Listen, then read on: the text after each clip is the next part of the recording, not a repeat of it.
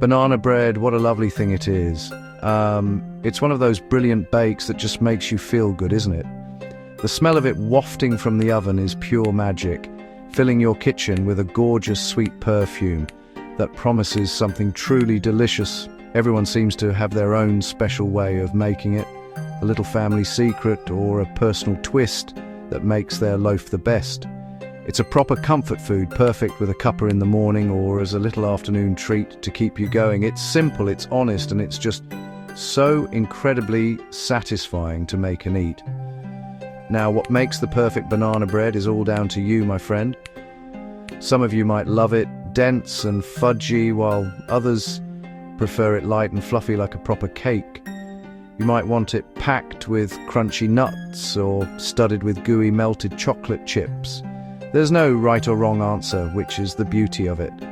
But what I can do is share a few cracking tips and a dead simple method that will get you a consistently moist and flavorful loaf every single time. Right then, first things first, let's talk bananas. This is non-negotiable, the absolute #1 rule for brilliant banana bread. You need to use bananas that are seriously, properly, ridiculously ripe, covered in brown and black spots, looking a bit sorry for themselves. These are the gold mines of flavor, my friends. As bananas ripen, their starches turn into sugar, which means they become incredibly sweet, and their banana taste gets super intense. This natural sweetness gives your loaf deep, caramelized flavor, and just as importantly, a massive amount of moisture. So don't even think about using those perfect yellow bananas with a hint of green. They just won't cut it. You want bananas that are soft to the touch, easy to mash into a lovely gooey pulp. 3 or 4 good-sized ones, about 112 to 2 cups. Next up, a massive tip. Do not, I repeat, do not overmix your batter. When you add your flour, mix just until it disappears and everything comes together. A few little lumps or streaks of flour are absolutely fine. If you mix until perfectly smooth, you'll develop too much gluten.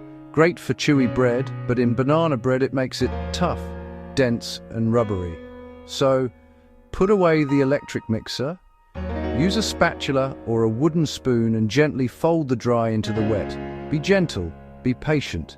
It's a delicate dance, not a wrestling match. As soon as you can't see big pockets of dry flour, stop. That's it. This gentle touch is the key to a tender, delicate crumb. Okay team, let's talk about the moisture agents. This is how we take our banana bread from just good to unbelievably fantastically moist. While the ripe bananas do a lot of the heavy lifting, adding an extra source of fat and moisture is a game changer. My secret weapon is often a dollop of full-fat sour cream or plain yogurt. About half a cup will do. It brings a lovely, subtle tang and incredible richness, and it guarantees a tender crumb that stays soft for days. Another fantastic option is to use a combination of fats. Butter for flavor, a bit of oil to boost moisture and keep it soft as it cools. Use half melted butter for flavor, half vegetable or sunflower oil for lasting moisture. And don't forget about the sugar. Brown sugar on its own or mixed with white sugar. Its molasses holds onto moisture and adds deep, caramel-like flavor. Right, let's get our ingredients lined up.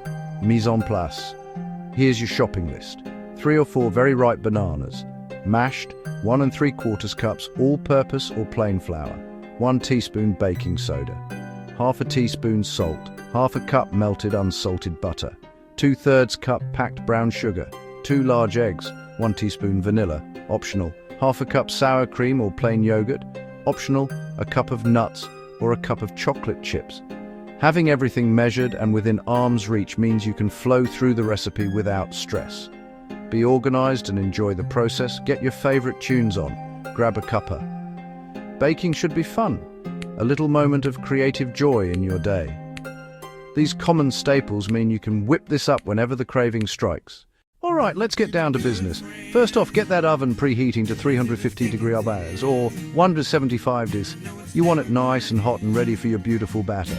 Now grab a 9/5-inch loaf pan, grease it properly, dust lightly with flour or line with parchment, leaving an overhang. Those parchment handles make lifting easy later. In a nice big bowl, tip in your mashed bananas, pour in melted butter, add brown sugar, the 2 eggs and a splash of vanilla. If you're using sour cream or yogurt, add it now. Give everything a good mix.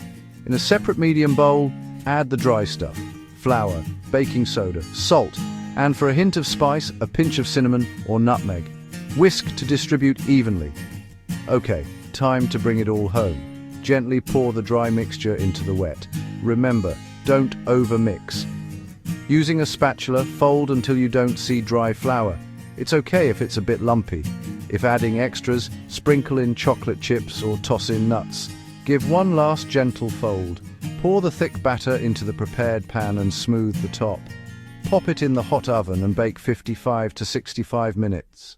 To check if your loaf is done, the old toothpick trick is your best mate. Poke it into the very center. If it comes out clean or with a few moist crumbs, it's done. If you see wet batter, give it another 5 minutes and check again. If the top is getting too dark, loosely cover with foil. Once it's golden brown, take it out.